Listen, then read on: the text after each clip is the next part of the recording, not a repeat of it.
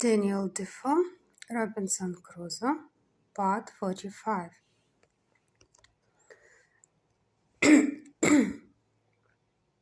Much rain also in the days, though with some intervals of fair weather, but it seems this was the rainy season. October 20th. I overset my raft and all the goods I had got upon it, but being in shoal water and the things being chiefly heavy, I recovered many of them when the tide was out.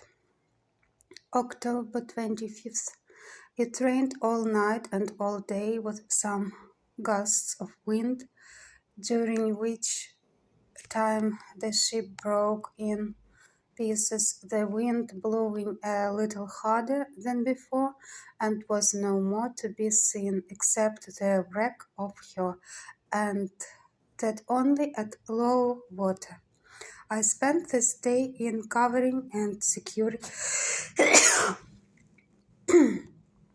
the goods which I had saved, that the rain might not spoil them. October 26th. I walked about the shore almost all day to find out a place to fix my habitation, greatly concerned to secure myself from any attack in the night, either from wild beasts or men.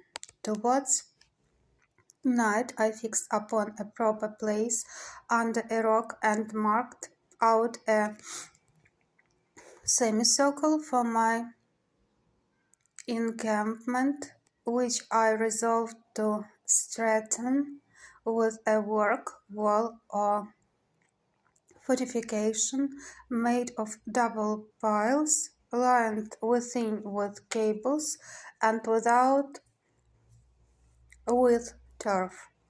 From the 26th to the 30th, I worked very hard in carrying all my goods to my new habitation, though some part of the time it rained exceedingly hard. The 21st, in the morning, I went out into the island with my gun to seek for some food and discover the country. When I killed a she-goat and her kid followed me home, which I afterwards killed also because it would not feed. November the 1st. I set up my tent under a rock and lay there for the first night, making it as large as I could, with stakes driven in to swing my hammock upon. November 2nd. I set up all my chests and boards, and the pieces of timber which made my rafts, and with them formed a fence round me a little within the place I had marked out for my fortification. November 3rd.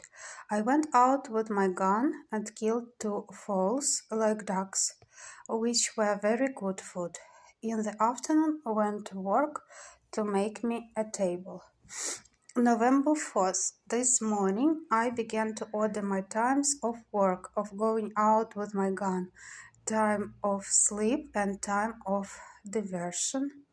This every morning I walked out with my gun for 2 or 3 hours if it did not rain, then employed myself to work till about 11 o'clock, then eat what I had to live on.